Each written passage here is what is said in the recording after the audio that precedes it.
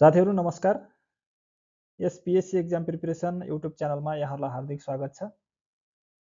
मैले यस च्यानल मार्फत लोकसेवा आयोगद्वारा लिइने सबै खाले प्रतिस्पर्धात्मक परीक्षाको लागि महत्त्वपूर्ण विषयवस्तुको बारेमा यहाँहरूलाई जानकारी गराउँदै आइरहेको छु।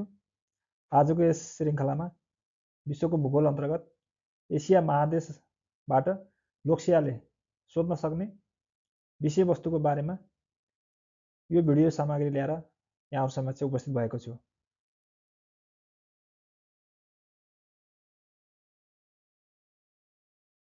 महादेशको बारेमा पनि केही जानकारी यहाँ राखेको छु। पृथ्वीमा रहेको ठुला जमिनको भूभाग महादेश भनेको छ। हाम्रो पृथ्वी चाहिँ पानी र जमिनले र वायुमण्डलले बनेको छ। यसमा चाहिँ पानीको भागलाई महासागर र जमिनको भागलाई महादेश भनेर विभाजन गरिएको छ।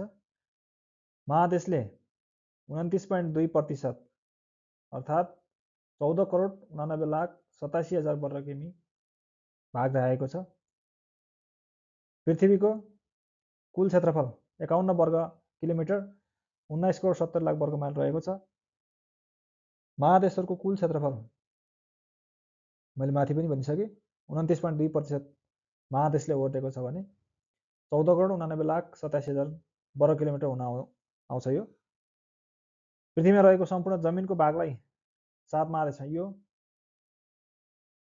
महासागर र महादेश भनेर विभाजन गरिसकेपछि महासागरहरू चाहिँ 5वटा र महादेश चाहिँ 7वटा गरेर यसरी वर्गीकरण गरिएको छ। क्षेत्रफलको आधारमा सबैभन्दा ठुलोदेखि सानो भनेर मैले यहाँ राखिदिएको छु। AA नासा युए भनेर सूत्र पनि रहेको छ, AA नासा युए भनेर। एसिया, अफ्रिका, उत्तर अमेरिका, दक्षिण अमेरिका, अन्टार्क्टिका, युरोप र अस्ट्रेलिया गरेर क्षेत्रफलको आधारमा ठुलोदेखि सानो यो क्रम रहेको छ। यसैगरी एसिया महादेश अन्तर्गत एसिया महादेशको चाहिँ क्षेत्रफल 4,39,99,000 वर्ग किमी 4,39,99,000 वर्ग किलोमिटर रहेको छ। स्थलीय भागको 29.8% महादेशहरू मध्ये 29.8% भूभाग चाहिँ एसिया महादेशले ओगटेको छ। जनसङ्ख्या करिब 60% रहेको छ एसिया महादेशमा। त्यसैगरी एसिया महादेशको 4 दिशामा पूर्वमा प्रशान्त महासागर, पश्चिममा युरोप महादेश, उत्तरमा सुमेरु महासागर, दक्षिणमा हिन्द महासागर रहेको छ। तीनतिर महासागर र पश्चिम भागमा चाहिँ युरोप महादेश रहेको छ एसिया महादेशको। यसैगरी अवस्थित 10 डिग्री दक्षिणी अक्षांशदेखि 78 डिग्री उत्तरी अक्षांश रहेको छ। यो चाहिँ विभिन्न सन्दर्भ सामग्रीहरूमा फरक पनि भेटिन सक्छ। करिब यति नै रहेको छ। 10 डिग्री दक्षिणी अक्षांशदेखि 78 डिग्री उत्तरी अक्षांश, 25 डिग्री पूर्वी देशान्तरदेखि 170 डिग्री पश्चिम देशान्तरसम्म भनेको छ। पूर्व पश्चिम लम्बाइ 9600 किलोमिटर, उत्तर दक्षिण चौडाइ चाहिँ 8600 किलोमिटर रहेको छ साथीहरू। यसैगरी प्रमुख विशेषताहरूको रूपमा चाहिँ एसिया महादेशका प्रमुख विशेषताहरूको रूपमा लोकसेवाले सोध्न सक्ने विषयवस्तुहरू यहाँ राखिएको छ।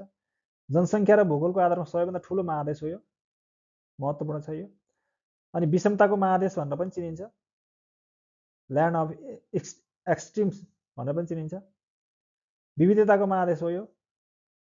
त्यसैगरी भौगोलिक रूपमा कान्छो महादेश। त्यसैगरी होम अफ म्यान भनेर पनि चिनिन्छ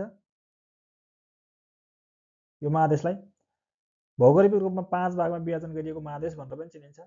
अधिकांश भाग चाहिँ उत्तरी गोलार्धमा रहेको छ। तीनतिर महासागर र एकतिर जमिनले घेरिएको छ। अघि पनि मैले 4 दिशामा के पर्छन् भनेर माथि उल्लेख गरिसकेको छु। विश्वमा अद्वितीय विशेषताहरू भएको महादेश भनेर चिनिन्छ। त्यसैगरी यसमा विविध जानकारी भन्दा अरु प्लस मैले थप यहाँ राखेको छु। एसिया र उत्तर अमेरिकाको सिमानामा रहेको सागर बेरिङ सागर हो भने एसिया र अफ्रिका महादेशको सिमानामा रहेको सागर लाल सागर। यसरी चाहिँ एसिया र उत्तर अमेरिकालाई बेरिङ सागरले जोड्छ, एसिया र अफ्रिकालाई चाहिँ लाल सागरले जोड्ने गर्दछ। एसिया महादेशको सबैभन्दा लामो नदी चीनको यान्जे नदी रहेको छ, यसलाई याङ्सी क्याङ भनेर पनि चिनिन्छ। एसिया महादेशको भूपरिवेशित मुलुकहरूको सङ्ख्या एसिया महादेशमा 12वटा भूपरिवेशित राष्ट्रहरू रहेका छन्। त्यसैगरी एसिया महादेशमा पर्ने राष्ट्र जम्मा सङ्ख्या 48वटा देशहरू एसिया महादेश अन्तर्गत रहन्छन्। एसियामा पर्ने भूपरिवेशित राष्ट्र मैले अघि माथि भनिसकेँ। अनि यी भूपरिवेशित राष्ट्रहरूमा कुन कुन हुन् भन्ने सूत्र पनि राखिएको छ। आउ नेता काकी अमला भुतुवा भनेर चाहिँ सूत्र राखिदिएको छु मैले। देशहरू पनि आ भनेको आर्मेनिया, उ भनेको उज्बेकिस्तान, नेपाल, यसै गरी यहाँ राखिएको छ। त्यसमध्ये सबभन्दा ठुलो भूपरिवेशित राष्ट्र कजाकिस्तान हो भने सबभन्दा सानो भुटान। एसिया महादेशमा पर्ने भूपरिवेशित राष्ट्रहरूमध्ये सबभन्दा ठुलो कजाकिस्तान र सानो भुटान, क्षेत्रफलको आधारमा है साथीहरू यो। अनि एसिया महादेशको सबैभन्दा ठुलो राष्ट्र चीन र सानो राष्ट्र मालदिभ्स रहेको छ। विश्वको सबैभन्दा बढी पानी पर्ने ठाउँ भनेर मसिनराम चेरापुञ्जी भारत, जहाँ चाहिँ 11,405 mm सरदर वार्षिक वर्षा हुने गर्दछ।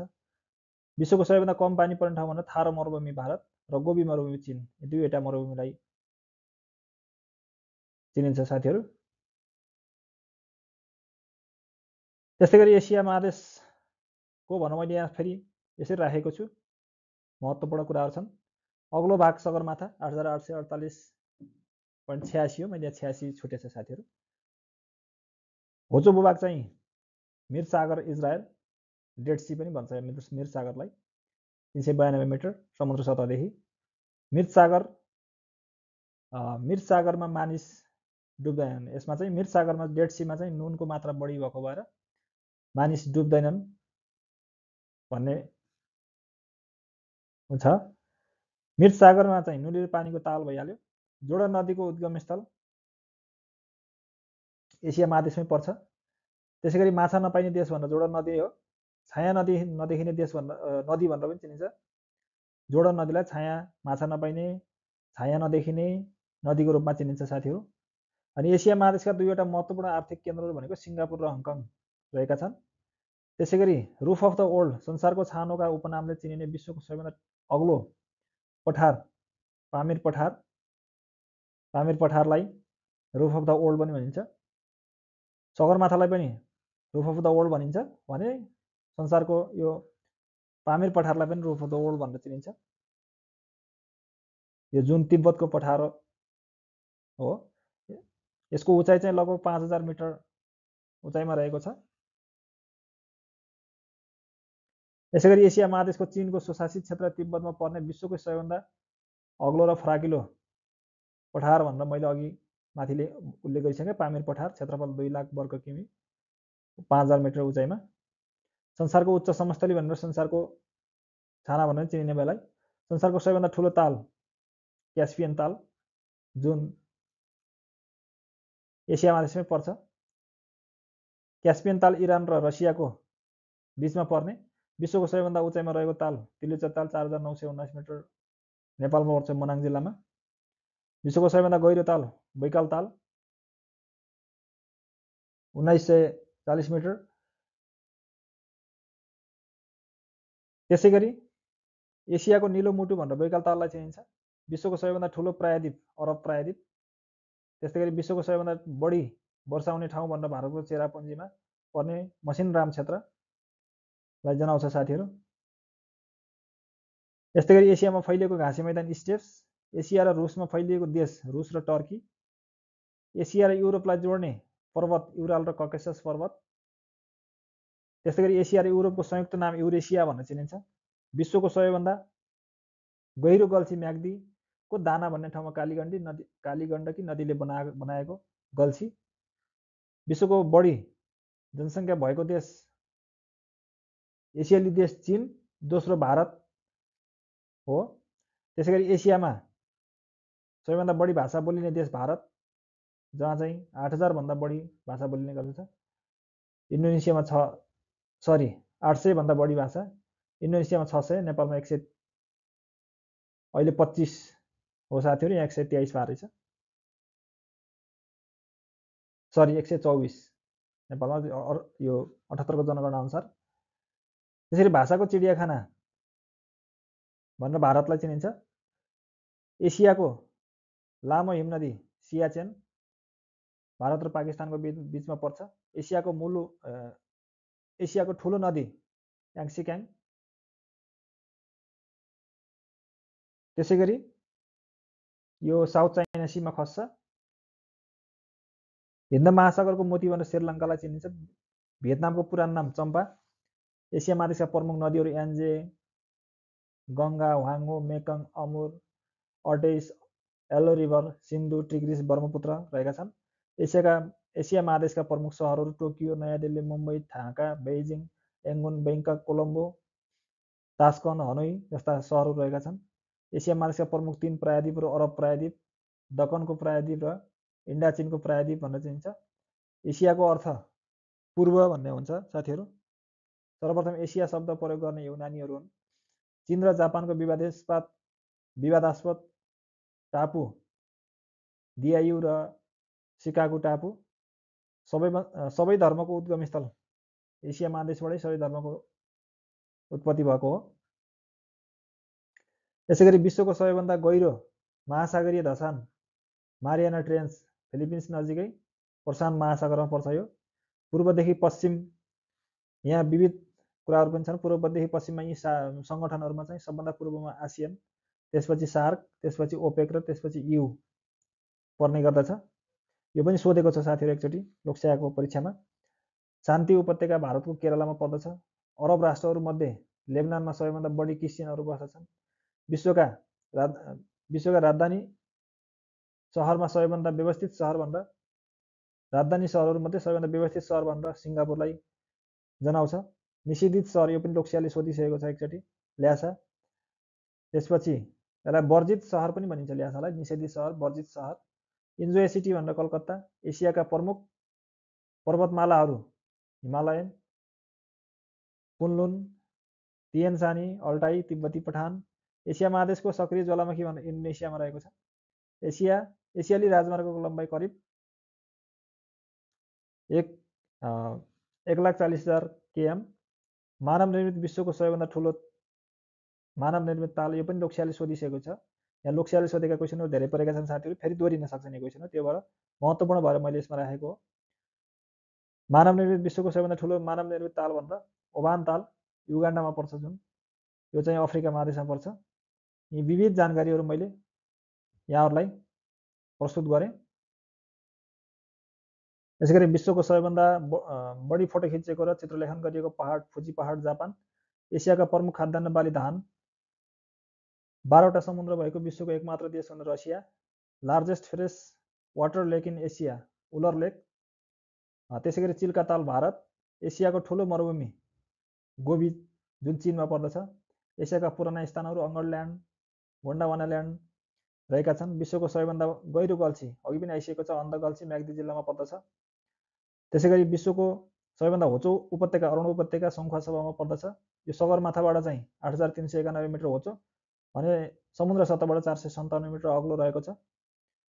विश्वको सबैभन्दा अग्लो स्थानमा रहेको ताल तिलिचो ताल जुन मनाङ जिल्लामा पर्दछ भने 4,919 मिटर उचाइमा रहेको छ। त्यसैगरी विश्वको सबैभन्दा लामो पर्खाल great wall of China 6200 mile, जसको निर्माणकर्ता चाहिँ सम्राट सी वाङती हुन्। विश्वको सबैभन्दा लामो मानव निर्मित नहर द ग्रान्ड क्यानल चीनको बेइजिङमा पर्दछ। कागज, गनपाउडर, चुम्बकीय कम्पास जस्ता वस्तु पत्ता लगाउने देश चाहिँ चीन रहेको छ साथीहरू। यसरी मैले सुरुदेखि अन्तसम्म यहाँहरूलाई यी सन्दर्भ सामग्रीहरू प्रस्तुत गरेँ। यहाँहरूले सुरुदेखि अन्तिमसम्म भिडियो हेरिदिनु भएकोमा यहाँहरूलाई हार्दिक धन्यवाद छ। केही प्रतिक्रिया छन् भने यहाँहरूको प्रतिक्रियाको अपेक्षा गरेको छु मैले, र यी सामग्रीहरू प्रस्तुत गर्ने क्रममा कहीँ कतै त्रुटि हुन सक्छन्। ती त्रुटिहरू चाहिँ कमेन्ट बक्समा लेखेर मलाई साँच्चै नै अवसर प्रदान गर्नुहुनेछ। साथै आगामी दिनमा लोकसेवा सम्बन्धी यस्तै अन्य महत्त्वपूर्ण भिडियो सामग्रीहरू हेर्नका लागि यस च्यानललाई सब्स्क्राइब गर्न नभुल्नुहोला। धन्यवाद।